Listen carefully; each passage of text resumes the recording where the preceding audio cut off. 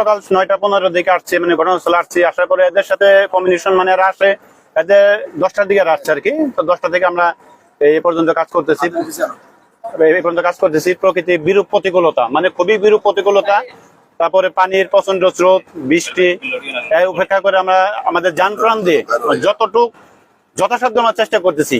সবচেয়ে বড় কথা হলো এই জায়গায় যে পাথরের গভীর খাদ আছে, ডুব দিলে গভীর খাদের ভিতর প্রচন্ড রিস্ক নিয়ে আমাদের কাজ করতে হচ্ছে এবং আমরা কাজ করব যে পর্যন্ত পাওয়া না যায় এই পর্যন্ত আমরা চেষ্টা করব।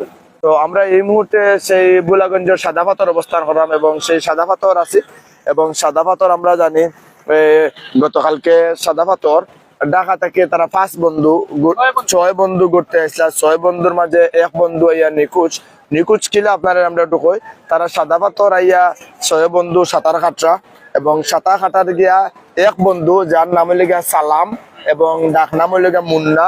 সেই মুন্না হঠাৎ স্রোতের মধ্যে আটকা দিয়ে যখন গুছলো ডুবো গেছে, ডুব থেকে আর দেখা যায় যে উপরে উঠছেন না এবং উপরে না উঠায় তারা সাথে সাথে আশ্বাসে যে বাকি 5 বন্ধু আছেন তারা খুব খুঁজাখুঁজি করছেন। খুঁজাখুঁজি করিয়া তারা না পাওয়ায় তারা স্থানীয় প্রশাসনের লগে যোগাযোগ করছেন। স্থানীয় প্রশাসনের লগে যোগাযোগ করিয়া ফায়ার সার্ভিস আইছেন গতকালকে। ফায়ার সার্ভিসে কল দেওয়া হয়েছে।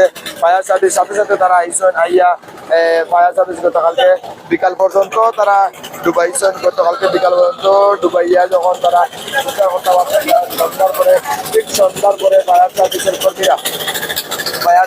কর্মীরা ঠিক সন্ধ্যার পরে তারা আবার কাজ বন্ধ করছেন এবং বন্ধ করার পরে আজকে আবার সকাল থেকে ফায়ার সার্ভিসের যে 2 জন ডুবুরি আছেন,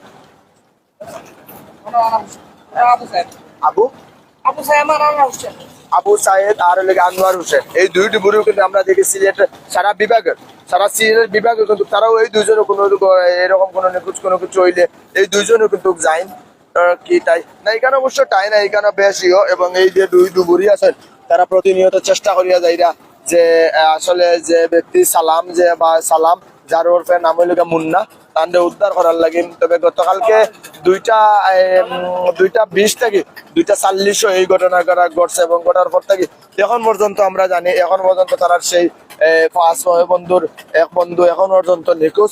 কালকে সকাল আপনার 10টার দিকে বাসার থেকে বোর্ডিং থেকে বের হয়ে আসছিলাম সাদা পাথর আসার পরে তো আমরা সবাই এই পর্যটকে নামছিলাম।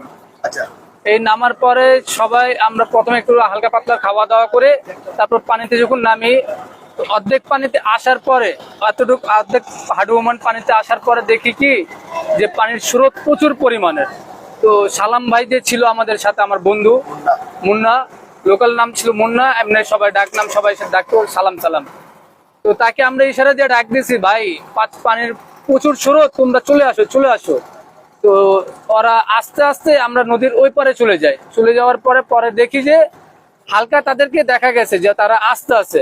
তো আমরা বললাম যে আমার একটা বন্ধু ছিল ওর পারে, তো তাকে বলছি ঠিক আছে আমরা সবাই চা খাবো, তোমরা আসো। তো ওই জায়গায় দাঁড়ায় আমরা সবাই গল্প করতে হঠাৎ করে যে বন্ধু ছিল তার সাথে তার আগে যে ছিল সে এসে বললো যে সালামকে দেখা যাচ্ছে না, ওই ভাসতেছে পানিতে।